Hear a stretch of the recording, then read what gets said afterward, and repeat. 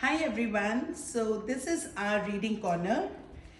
A good reading corner must have a very cozy place where children can sit, they can be cozy enough to enjoy storytelling. You can have some, as you can see down, we have a lot of cushions, there is a tent, you can have a lot of stuffed toys, and also a variety of books goes there. You can have a nice any musical instrument to support your musical stories. Also here I have a basket of puppets. So this is a hand puppet. These are all finger puppets to support your story. So this basket should always be ready. You can have stick puppets. Now we come here. This is our storyboard. As you can see, Goldilocks and the Three Bears. So to support us story, the skills that children will develop are listening skills, communication skills, building concentration, picture reading, vocabulary building, retelling story in your own words, sequencing the story, building new words, also naming the characters, remembering the characters of the story. To support the story, here we have face masks, also picture cards, and these we have some very cute daddy bear, mama bear, and baby bear puppets. So this is all about a good reading corner for your children. So here I am into a role play area where there is a cafe, pizza cafe. So here we have forks, knives, and different pizza pieces where they join the pizza and build a pizza shape.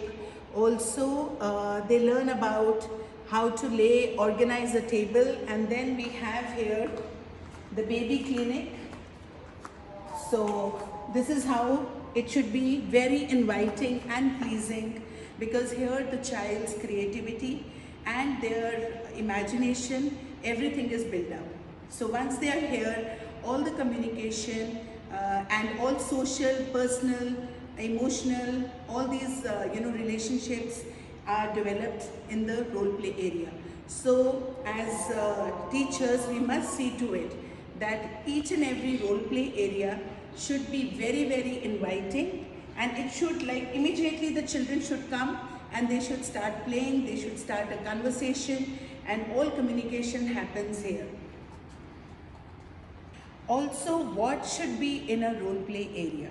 So in a role play area, we have to be very careful that we have all age appropriate toys, all age appropriate things that children can use, and there should be no small parts, and no, it should be absolutely health, and from health and safety point of view, it should be absolutely you have to do risk assessment of the role play area.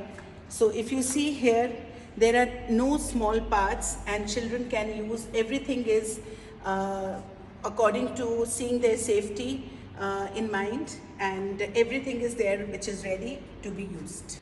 So here we have a tough tray. So a tough tray is a provocation for children to learn, to explore, to communicate, imaginative thinking, and also if you see, look around this stuffed tray, it's a farm animals stuffed tray. So here they can count the number of eggs, they can count the number of animals, they can count the number of sticks with which they built the path to the farmhouse.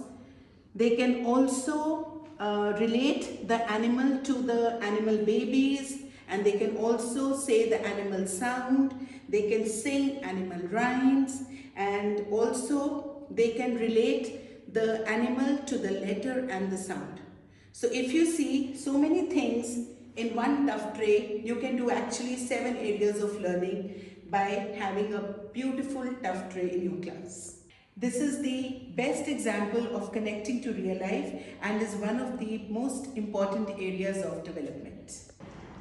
Documenting is one of the important aspects in early years. In our setting, every class has a wow wall where we value each child's learning, and later it is transferred to the learning journal. So a learning journal is the best way of documenting children's learning with all the wow moments and their work. So here we are in the Maths Corner, which is one of the specific areas of learning and development. So here you can see we have number value, we have writing formation of number, we have pegging the number activity, then this is seeing the height or arranging it into height order, the wooden cylinders. Here this is for the visual learners, formation of different lines and then counting according to the number value. And here the teacher has made maths more interesting by connecting it to a story, Goldilocks and the Three Bears. And then here we have the number cards where there is a large bed, medium bed, small bed. So here children will be able to learn about the different sizes and retelling the story, saying the characters of the story and retelling the story in their own words, sequencing the story. And through this concept also, it is fun to learn different objects which they can put as in sequence as large, medium, small. So a good literacy area should have age appropriate books where they can identify letters, they can identify the pictures and say identify the first letter of the object and also be able to say its sound.